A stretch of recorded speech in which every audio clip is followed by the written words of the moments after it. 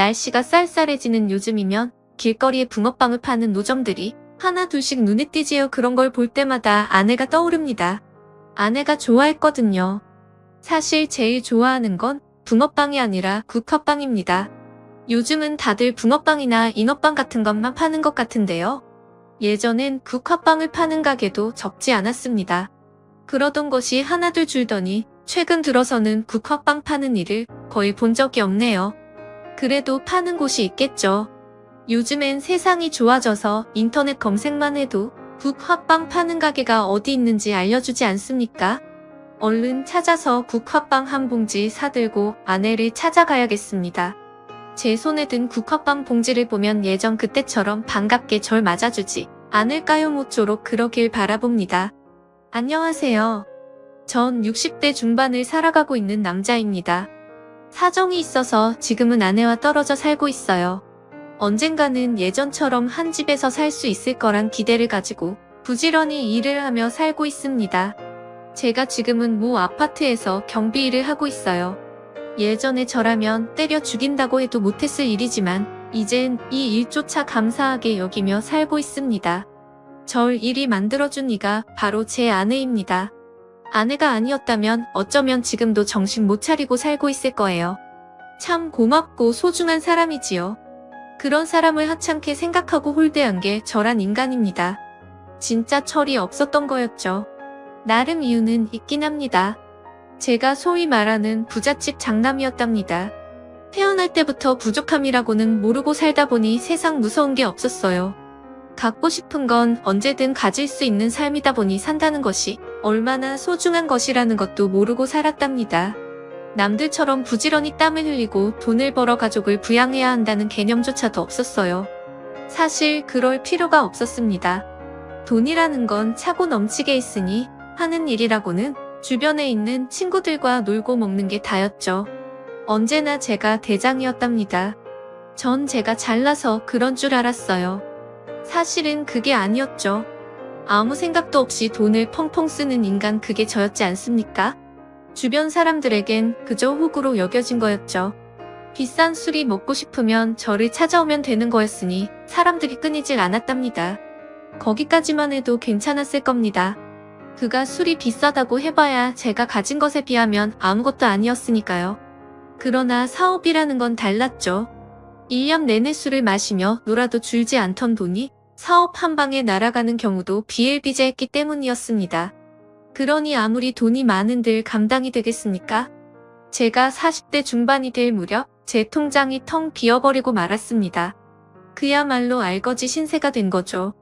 그렇게 되니 수시로 저를 찾던 지인들의 발길조차 끊어지대요. 하긴 돈 없는 호구를 찾는 일이 뭐가 있겠습니까? 그때라도 정신을 차렸어야 했습니다만 그럴 수가 없었답니다. 40년 이상을 부족한 것 없이 돈을 물 쓰듯 펑펑 쓰고 살았는데 통장에 돈이 없다고 근검절약하며 살 수는 없었답니다. 덕분에 울상이 된 건 아니었지요. 여보의 참고서 사게 돈 좀 줘. 돈? 지난번에 줬잖아. 그 돈 다 어쩌고 또 돈을 달래. 그게 언제적 일인데? 벌써 반년도 넘었어. 우리 당장 이달 전기세니 수도세니 공과금 낼 돈도 없어. 제발 정신 좀 차려. 내년이면 영규 고등학교 들어가. 영우도 중학생 되고 다른 건 몰라도 애들 가르치는 건 해줘야지. 우리가 부모인데 중학교나 고등학교 가. 대학도 아닌데 뭘 그리 돈 타령이야. 좀 기다려봐. 내가 지금 준비하는 것만 잘 되면 예전보다 더 풍족하게 살 테니다.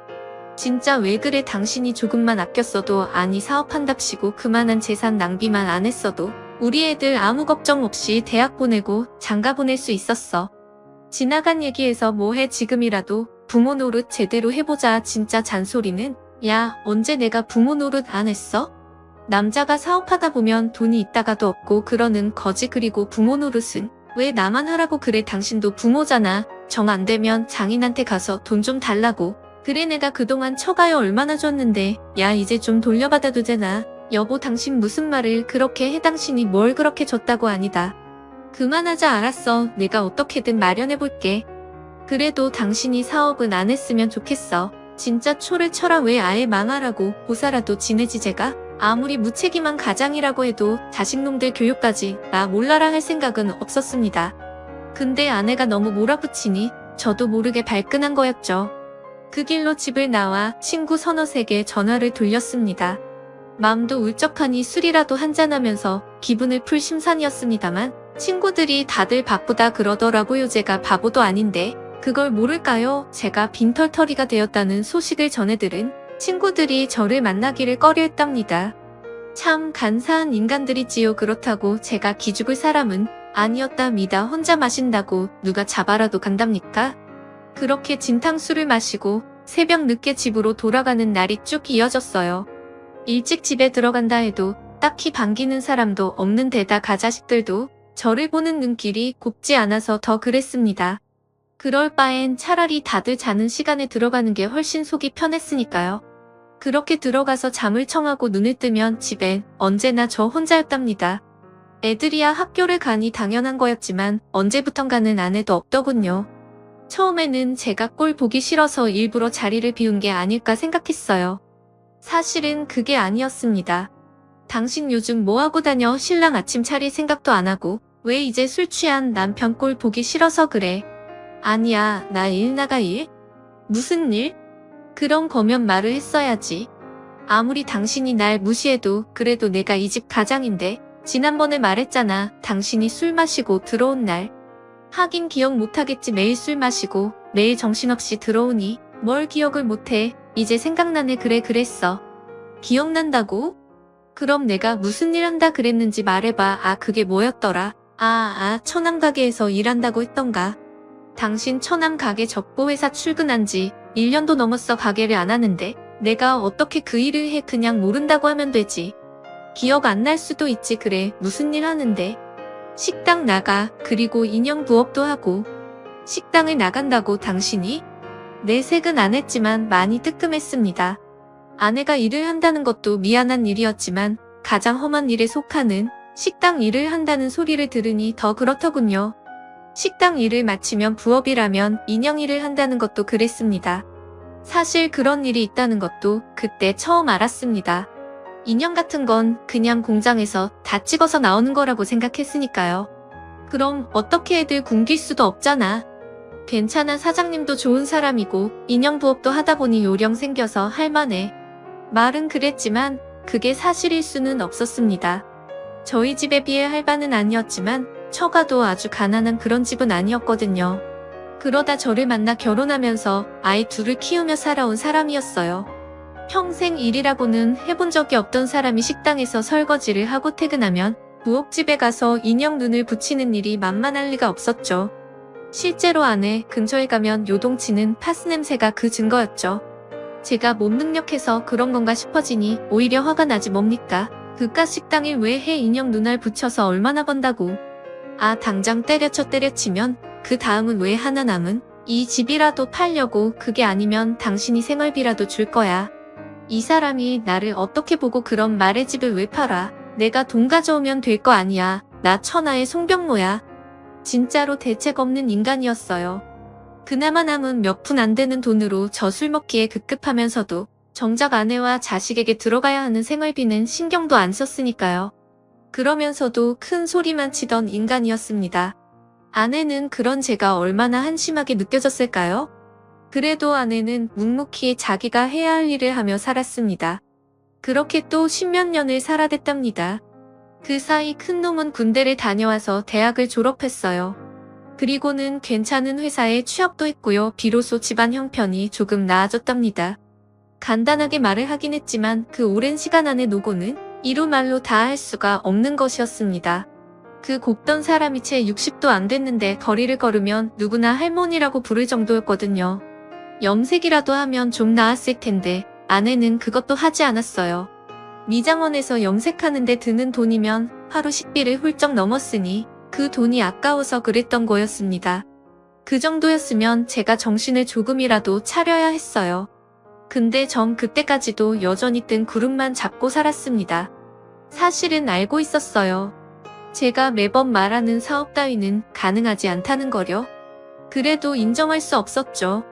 그건 곧 제 인생 전부가 엉터리였다는 걸 시인하는 결과였으니까요.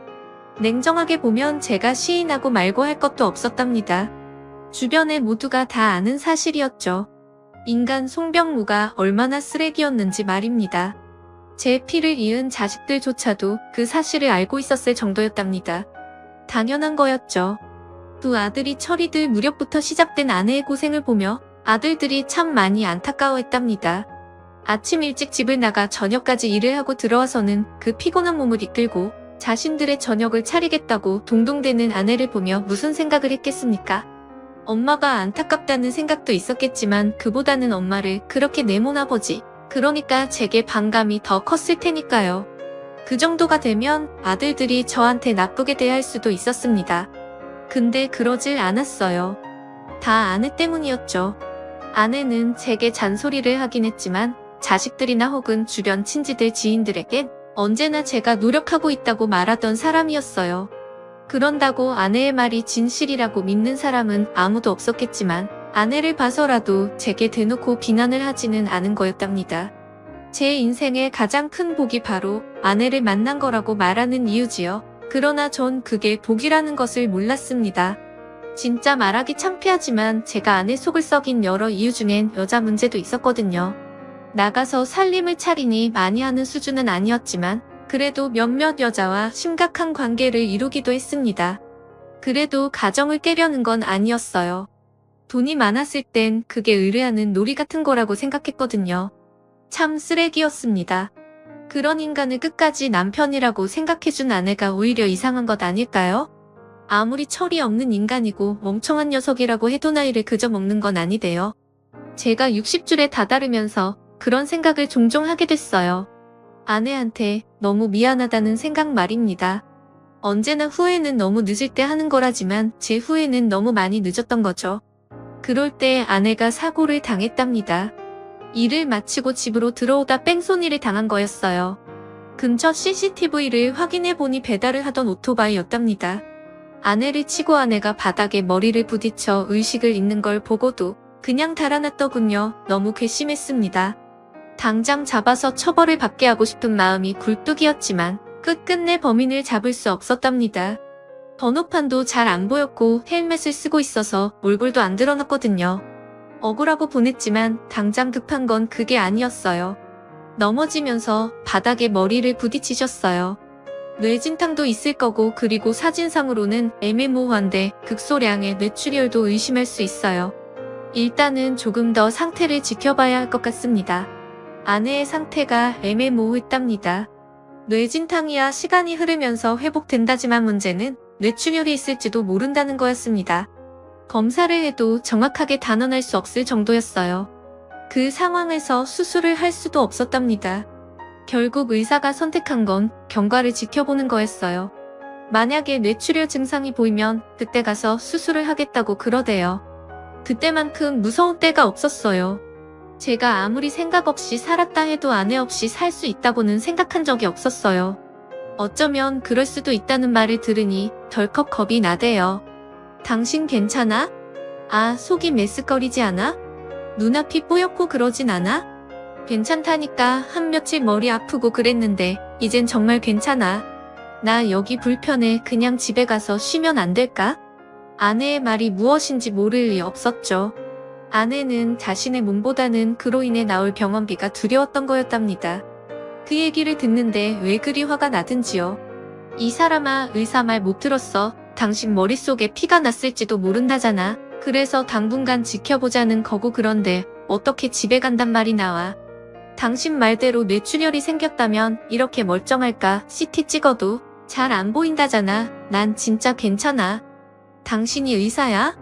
아, 의사 말 들어 제가 하도 강경하게 나서니 아내가 태어나겠다는 말을 관두었습니다.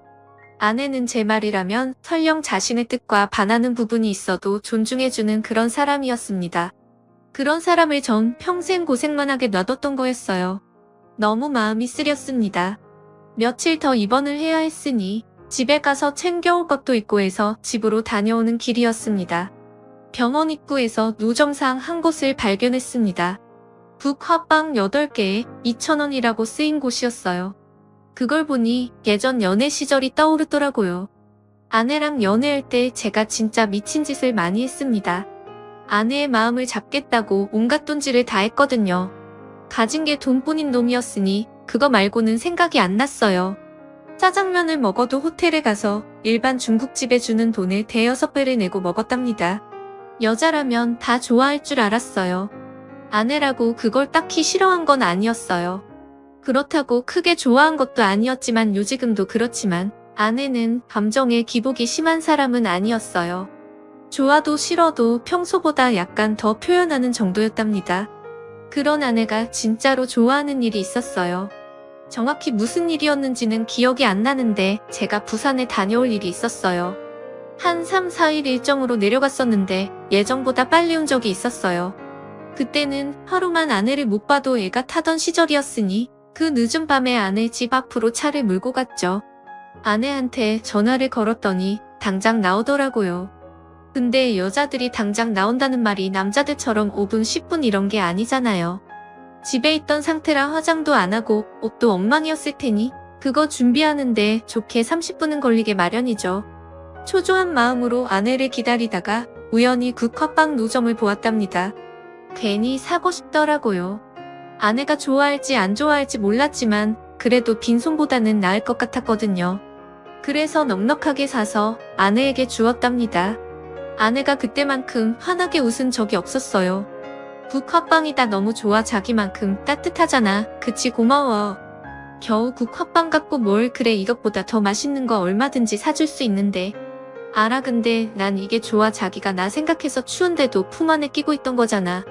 아 이런 건 식으면 맛없잖아 그러니까 그래서 자기가 품 안에 넣어둔 거잖아. 너무 고마워 나 진짜 맛있게 먹을게.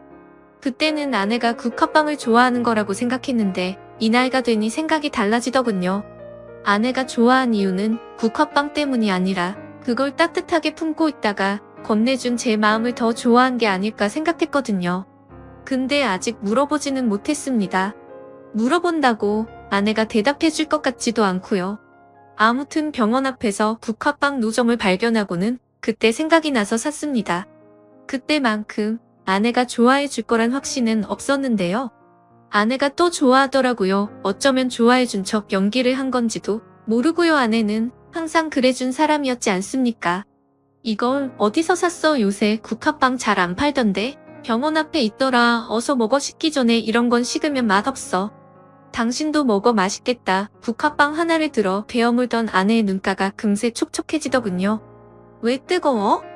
천천히 먹어. 그런 거 아니야. 그냥 옛날 생각이 나서. 옛날 생각? 그때 당신 부산인가 다녀온다고 했다가 나 보고 싶다고 일찍 온 적이 있잖아. 그때 당신이 국화빵을 사줬어. 기억나? 기억 못할 리가 없죠. 그게 생각이 나서 국화빵을 사온 거였으니까요. 아내도 그걸 기억할 줄은 몰랐습니다. 그랬어?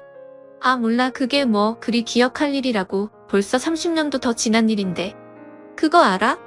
내가 당신이랑 결혼해야겠다고 마음먹은 게 그것 때문인 거. 아이고 기가 막혀서 겨우 국화빵 하나 사줬다고 결혼하겠다고 생각하는 여자가 어딨어. 그게 국화빵 때문이겠어? 당신이 식지 말라고 챙겨준 그 마음 때문이지. 이런 남자라면 아무리 힘들어도 내가 따뜻하게 살 수 있게 해줄 것 같았거든. 그러고 나더니 말꼬리가 흐려지더군요. 굳이 말 안 해도 알죠. 그 긴 시간 제가 그래 본 적은 단 한 번도 없으니까요. 새삼 제가 얼마나 아내를 힘들게 했다는 걸 되씹게 되더군요. 제가 침울해하는 걸 알았기 때문일 겁니다. 아내는 금세 말을 멈추고는 맛있게 국화빵을 먹었답니다. 맛있다 당신도 먹어봐. 왜 그리 코끝이 시려웠는지요. 그래도 아내 앞에서 그런 티를 낼 수는 없지요. 대신에 다른 말로 제 감정을 감췄답니다. 당신 태어나면 염색부터 하자. 머리가 그게 뭐야? 이게 어때서 나이 들면 흰 머리 생기는 거야. 당연한 거지. 또 그런다. 당신 아직 60도 안 됐어. 드라마에 나오는 여배우들 봐. 60이 코앞인데도 아직 40대처럼 보이는 사람들 천지구만. 그 사람들이야 배우니까 그렇지 나야 그냥 아줌마고. 뭐가 달라. 아무튼 태어나면 꼭 염색하는 거야. 알았어. 다행히 내 출혈과 관련된 그 어떤 증상도 나오지 않았답니다. 그래서 의사가 퇴원해도 좋다고 그랬고요.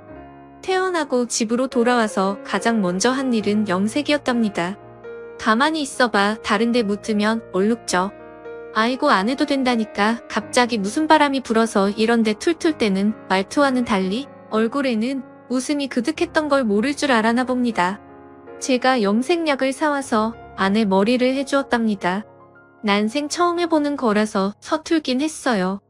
군데군데 제대로 염색약이 묻지 않아 미용실에서 한 것처럼 깔끔하지는 않았지만 그래도 아내가 할머니처럼 보이는 것을 막을 수는 있었답니다. 다 하고 나더니 아내도 꽤나 만족스러워하는 눈치였어요.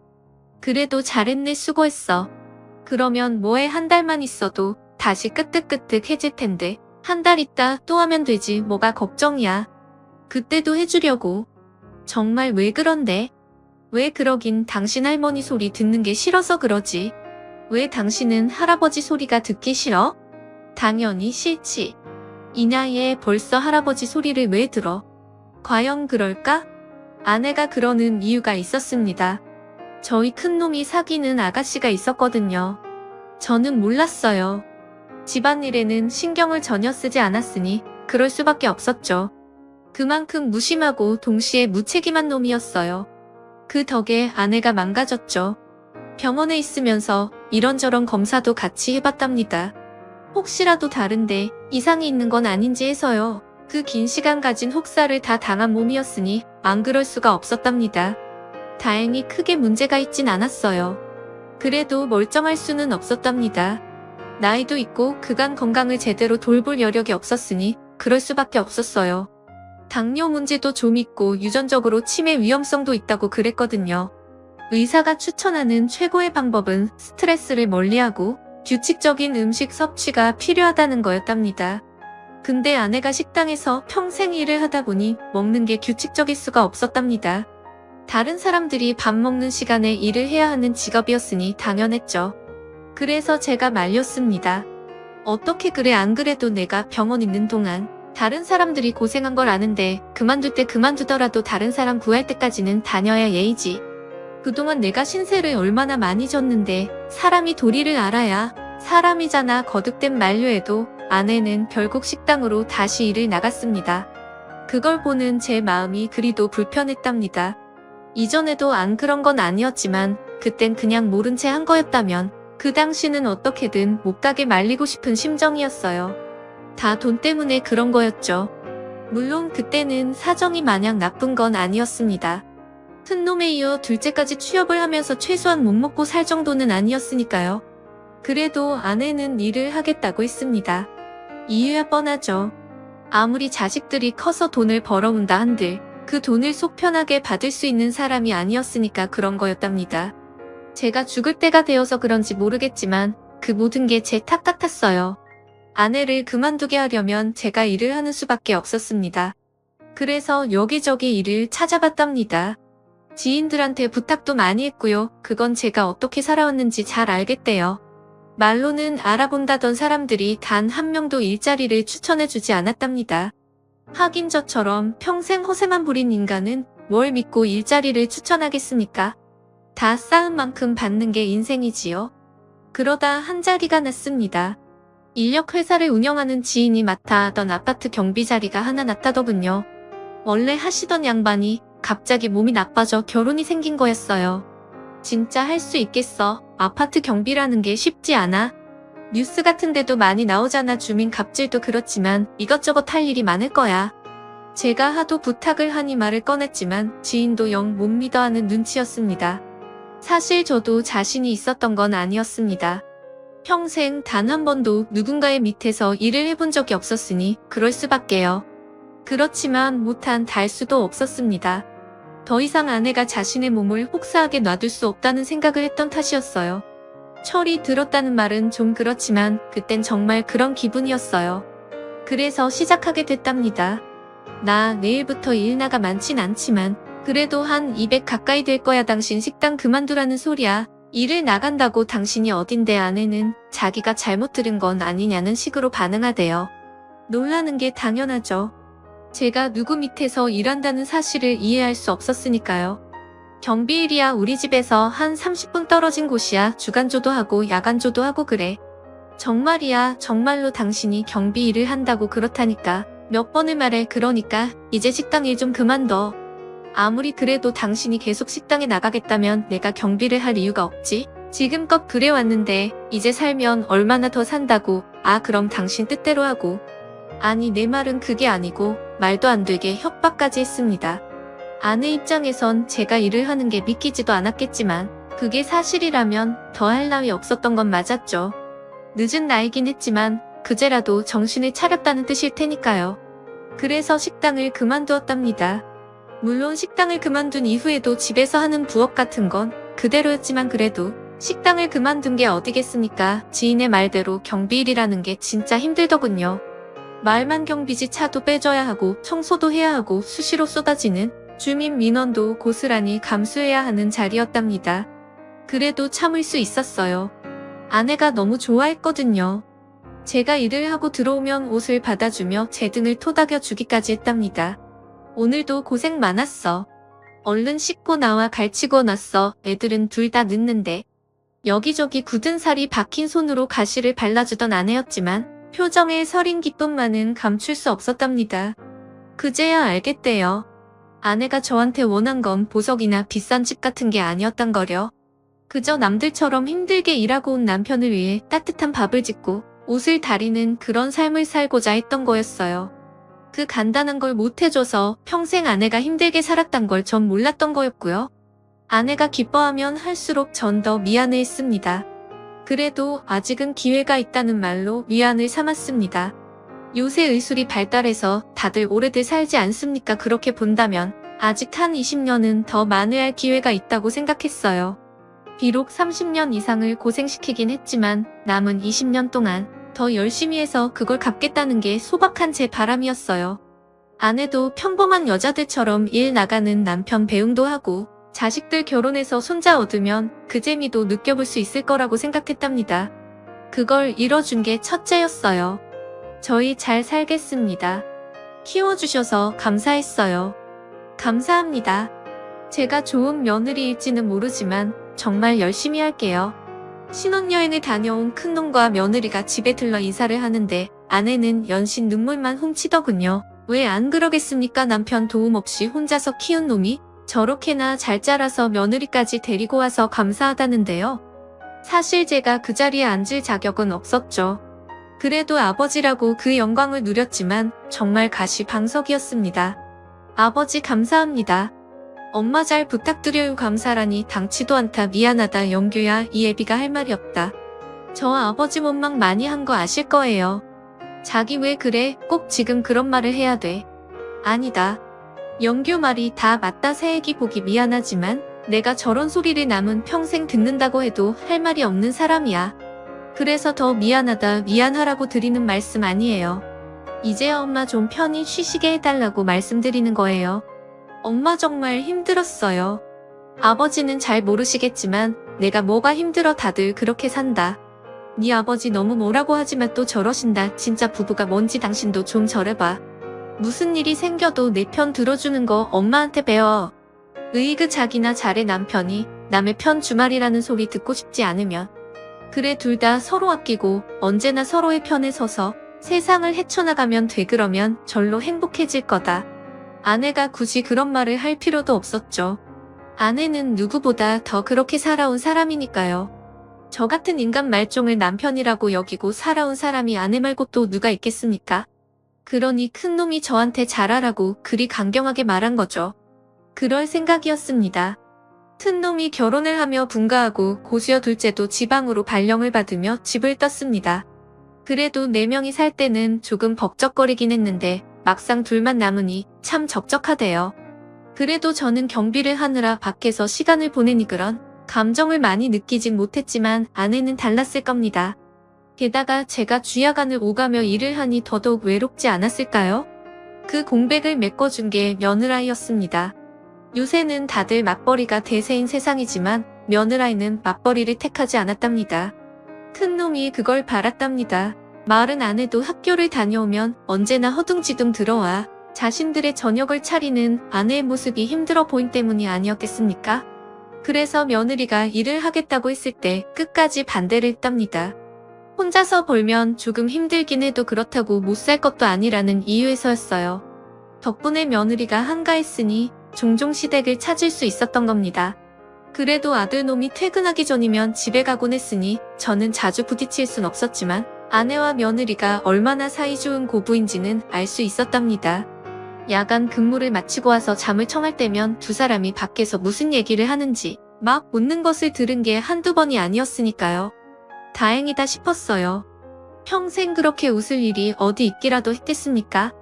그제라도 그렇게 웃고 살게 된 게 다행이었지요. 다 제 탓이었지요. 그래서 더 잘해주고 싶었던 거고. 그런데 생각보다는 그러질 못했어요. 아무래도 일을 하다 보니 그리 되더군요. 평생 놀고 먹기만 한 사람이니 체력이라고 좋을 리가 없지요. 그나마 주간 경비는 좀 나았지만 야간 경비는 하고 오면 진짜 녹초가 됐답니다. 경비실에서 쪽잠을 좀 자기도 하지만 매번 그럴 수는 없기 때문입니다. 그 늦은 시간에도 순찰을 돌고 이런저런 일을 하다 보면 뚝잠조차 잘 수 없는 때가 많았습니다. 그런 날은 집에 오자마자 잠자기에 급급했지요. 밤새 혼자였던 아내가 무슨 말을 걸어도 대답할 기운이 있어야 말이죠. 아마 그 때문이었던 것 같습니다. 언제부턴가 아내가 혼잣말을 하는 경우가 잦아졌습니다. 제가 피곤해 고라 잠을 청한다 해도 아무래도 나이가 있다 보니 깊은 잠을 잘 못 잘 때가 많았어요. 자다 깨다 그랬죠. 그 와중에 아내가 혼자서 뭐라 그러는 걸 잠결에 듣기도 했고요. 꼭 누가 앞에 있어서 대화를 하는 것 같았어요. 그래서 물어본 적도 있었고요. 어제 누가 왔었어? 며느라기 왔다 간 건가? 아무도 안 왔는데 수진이 요새 문화센터 다닌다고 자주 못 와. 그래? 어제 당신이 누구랑 이야기하는 것 같은데? 나 혼잔데 무슨 이야기를 해? 당신이 피곤해서 꼬물꼬물 건지 아무래도 한약한 채 지어야 할 모양이야. 돈 아깝게 그런 걸 왜 지어? 그럴 돈 있으면 당신 만난 거나 사 먹어. 이 사람이 요새 왜 이런데? 원래 하던 대로 해. 너무 잘해주니까 내가 적응이 안 돼. 내가 뭘 잘해줘? 잘해주지. 이 나이에 마누라 먹으라고 통닭 들고 오는 남자가 어디 흔해? 수진이가 그 얘기 듣고 연교 잡았다고 막 놀리던데. 아이 뭘 그런 걸로. 아무튼 알았어. 그때라도 눈치를 채야 하는 거였습니다. 같은 집에 사는 사람이 저뿐이었으니 제가 아내의 변화를 눈치채는 게 맞았죠. 그런데 그러지 못했습니다. 일 때문이라는 핑계를 대긴 했지만 그게 어디 변명축에나 든답니까? 아내의 변화를 먼저 눈치챈 건 며느리였습니다. 어느 날 큰놈에게서 전화가 걸려왔습니다. 아버지 저예요. 일하시고 계세요? 연교냐? 아 이제 좀 괜찮다. 청소도 대충 했고 왜 무슨 일이야? 수고가 많으시네요. 건강해지지 않게 일하세요. 한때는 그렇게 저를 원망했던 놈에게서 걱정을 들으니 괜히 울컥하더라고요. 진짜 그런 걸 알았다면 훨씬 더 다정한 부자가 될 수도 있었는데 말입니다. 그래도 좀 이상하긴 했어요. 많이 나아지긴 했지만 그 긴 세월의 앙금이 금세 털어질 사이는 아니었거든요. 그런 놈이 전화를 걸어와 제 건강이나 챙길 이유는 없었어요. 역시나 본론은 다른 데 있더군요. 요새 엄마 좀 어떠세요? 네 엄마? 매일 똑같지 뭐. 매일 집에나 있으니 좀 심심한 거 보더라. 그래도 며느라가가 종종 와준 덕에 한시름 더 왔다 고맙다고 전해라. 괜찮으시다는 거죠? 그럼 다행이고요. 아무래도 뭔가 염려되는 부분이 있다는 듯한 말투였어요. 제가 볼 땐 별 문제가 없어 보였지만 그래도 아들이 저렇게 말하는 데는 이유가 있을 거라고 생각했어요. 왜? 아니 네 엄마 당뇨 심해졌다든. 요새 쌀밥도 안 먹고 자꾸 밥 먹는데. 아니요. 그런 거 아니고 수진이 말인데 엄마가 가끔 좀 이상하대요. 이상하다고? 어디가? 아들놈 말이 좀 꺼림직했답니다. 지난번에 제가 일을 나갔을 때 며느리가 여느 때처럼 집을 찾았나 봐요. 각자 남편 흉을 보던 때였대요. 갑자기 아내가 며느리한테 그랬답니다. 이 집 안주인이 버젓이 있는데 네가 무슨 낯으로 여길 들어와? 사람이 부끄러운 줄을 알아야지 당장 나가. 내 어머니가 이 집 안주인이시죠. 그래도 제가 모쏠 때를 온 것도 아닌데 한 번만 봐주세요. 며느리는 당연히 아내가 농담을 하는 거라고 생각했대요. 방금 전까지 서로 웃고 떠들었으니 그게 당연한 거였겠지요. 근데 아내가 말하는 펑세가 아무리 봐도 농담이 아닌 것 같이 느껴졌답니다. 왜 내 남편이 네 년한테 돈을 펑펑 쓰니 너랑 결혼이라도 할 줄 알았니? 그 사람이 어떤 사람인데 진짜 분수도 모르고 괘씸한 것. 어머니 왜 그러세요? 며느리가 너무 놀라 이야기를 건네자 밀어서 아내가 고개를 흔들더래요. 응? 왜? 영규가 뭐라고 그랬니? 아니요, 그게 아니고 어머니가 방금 전에 저한테 그러셨잖아요. 남편이 어쩌고 분수를 모르고 그런 식으로요? 어? 내가 그런 소리를 했다고? 이것이 시험이 또 놀리네. 내가 언제 그랬다고. 처음에는 아내가 며느리를 놀리려고 그랬다고 생각했는데 며느리는 그게 아니었대요. 아내가 단 한 번도 그런 적이 없기도 했고 무엇보다 그때의 표정과 말투가 정말로 못 볼 사람을 본 것처럼 화를 내며 말하는 거였대요. 그래서 수진이가 걱정을 하더라고요. 그럴 리는 없지만 엄마 검사 한번 받아보는 게 낫지 않겠냐고요.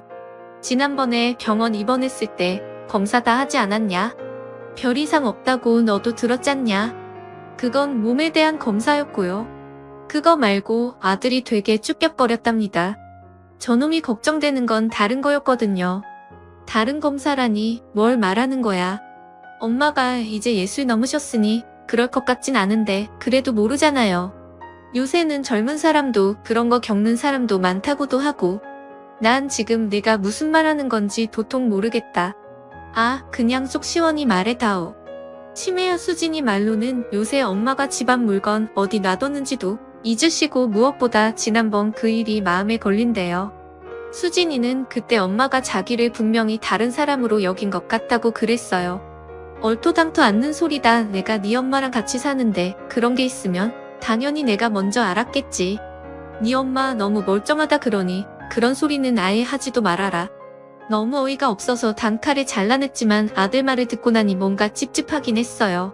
며느리 말대로 그저 흔들어 아내가 건망증 비슷한 모습을 자주 보이긴 했답니다. 그래도 아내 말을 도저히 받아들일 수가 없었어요. 아들 말대로 이제 60단 넘은 사람이 치매라는 게 말이 되는 건가 했던 때문이었죠.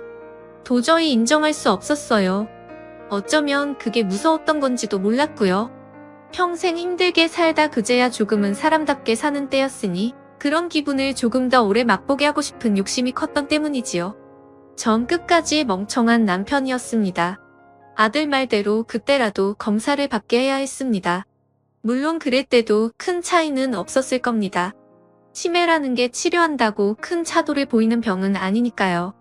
그래도 최소한 며느리가 프라이팬에 맞을 뻔한 일만은 막을 수 있었겠죠. 그날 이후 아내를 유심히 보긴 했습니다. 날이 갈수록 건망증이 심해진 것도 맞았고 혼잣말도 여전했죠. 그래도 저를 알아보는 걸 보면 치매는 아니었답니다. 치매와 건망증의 차이가 그거잖아요. 꼭 필요한 걸 기억하냐 아니냐의 차이 말입니다. 그렇게 본다면 아내는 치매일 수가 없었습니다. 제가 너무 치매를 몰랐던 거였습니다. 치매 말기 환자 중에서도 자기 자식이나 부모 혹은 아내만은 알아본다는 사람들도 적지 않거든요.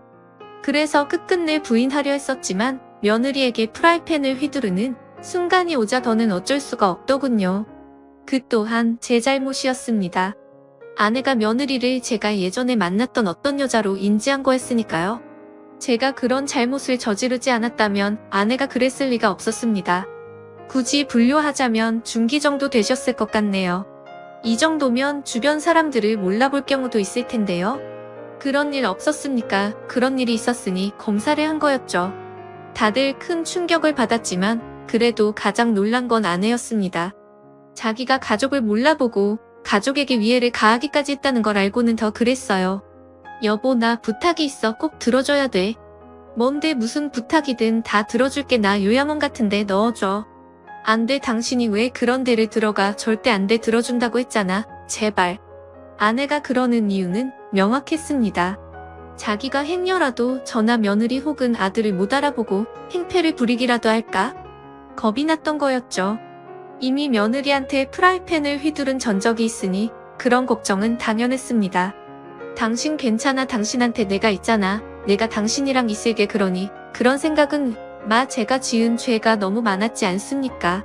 아내의 병도 결국은 제가 지은 죄 때문에 생긴 것일 텐데 그런 제가 어떻게 아내를 요양병원 같은 곳에 보낼 수가 있겠습니까? 니들 잘 들어라. 니 엄마 절대로 요양병원에 안 보낸다. 내가 니 엄마 끼고 꼭 낳게 할 거야. 그래도 니들은 당분간 우리 집에 오지 않는 게 좋겠다.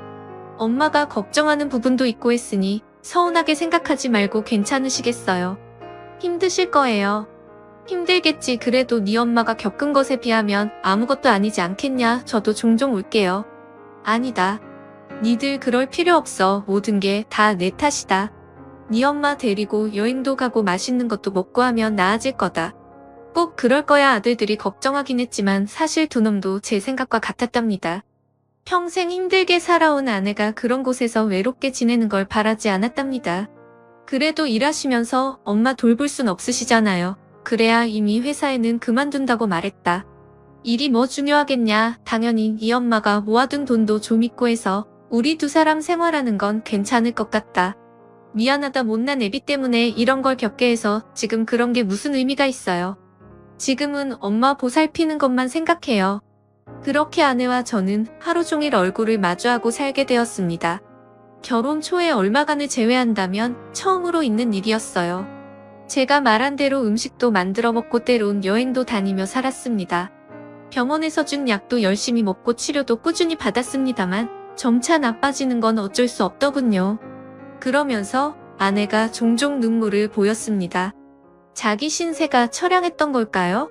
아니요, 그게 아니었습니다. 나 무서워. 뭐가 무서워? 내가 옆에 있는데. 그래서 무서워. 내가 당신 못 알아보면 어떡해. 우리 애들 얼굴도 잊고 이름도 잊으면 어떡해. 그럼 그건 내가 아니잖아. 아니라고 말했지만 그건 사실이었습니다. 치매라는 게 사람을 과거로 몰아넣는 그런 병이더군요. 아내는 어떤 날은 연애 시절로 돌아가 저를 부르기도 했답니다. 자기야, 오늘 우리 어디가? 자기 지난번에 그랬잖아. 나 위해서 맛있는 경양식집 알아뒀다고. 오늘 거기 갈까? 경양식 먹고 싶어. 그래 가자. 말은 그랬지만 아내의 말을 처음엔 이해하지 못했답니다. 경양식집이라는 말을 요즘 쓰긴 합니까? 더구나 절 자기라고 부르는 것도 이상했고요. 그러다 알았습니다. 아내가 수십 년 전 우리가 연애하던 시절에 머물러 있다는 걸 말입니다. 그때 전 서울 시내 유명하다는 음식점을 찾아서 아내를 데리고 다니고 그랬답니다. 아마 아내에게 당시에 그런 말을 한 적이 있었나 봅니다.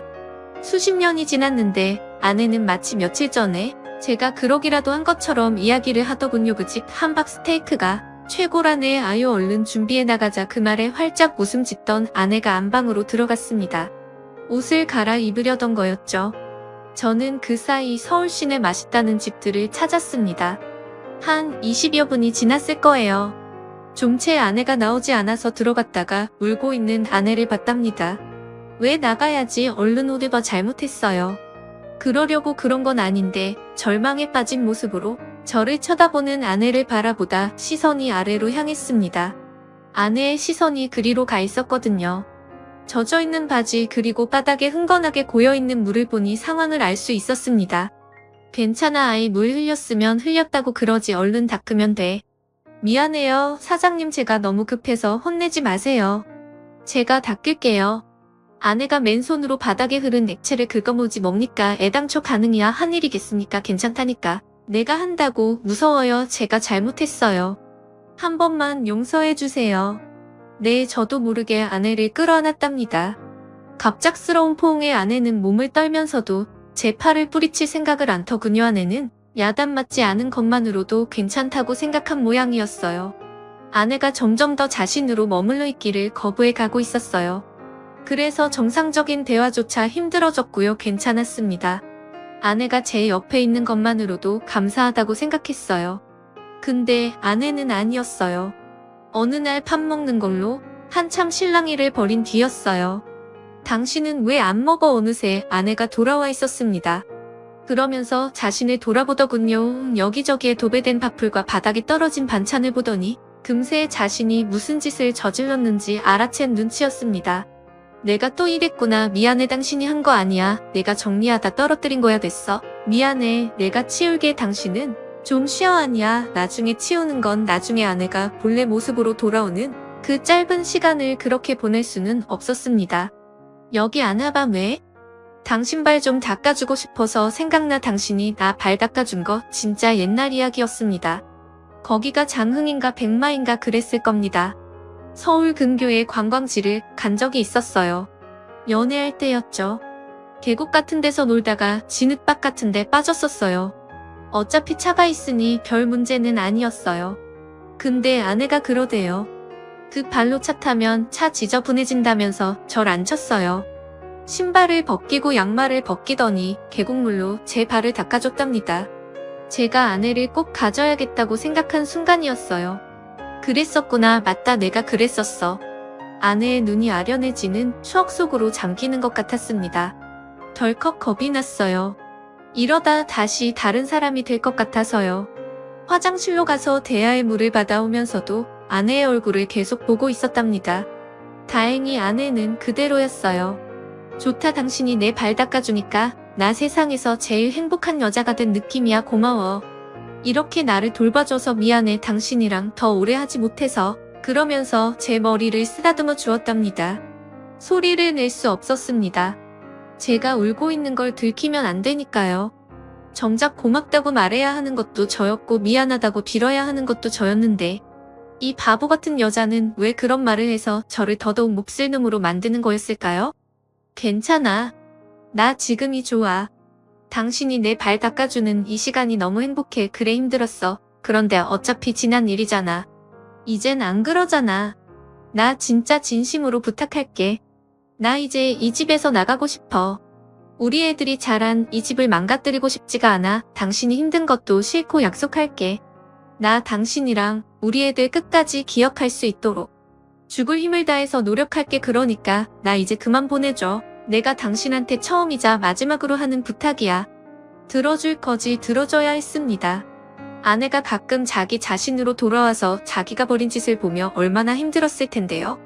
자기 말대로 자기가 평생 쓸고 닦고 갖고 온 집이었답니다. 그 아름다운 공간을 자기 의지와는 상관없이 망가뜨리는 게 얼마나 아팠을까요? 그렇게 전 아내를 요양원에 집어넣었답니다. 이제 아내는 저도 아들도 못 알아봅니다. 그래도 행복해 보이니 괜찮습니다. 바람이 있다면 힘든 기억은 다 잊고 행복한 기억만으로 남은 날들을 살아가기를 희망합니다. 제가 누군지 몰라보면 어떻습니까? 제가 아내를 알아보는 거려. 제가 아내를 사랑하는데요. 그거면 됐습니다. 평생 마음 졸이며 살아온 그 시절들을 굳이 기억할 이유가 뭐가 있겠습니까? 그래도 가끔은 아내가 그립습니다.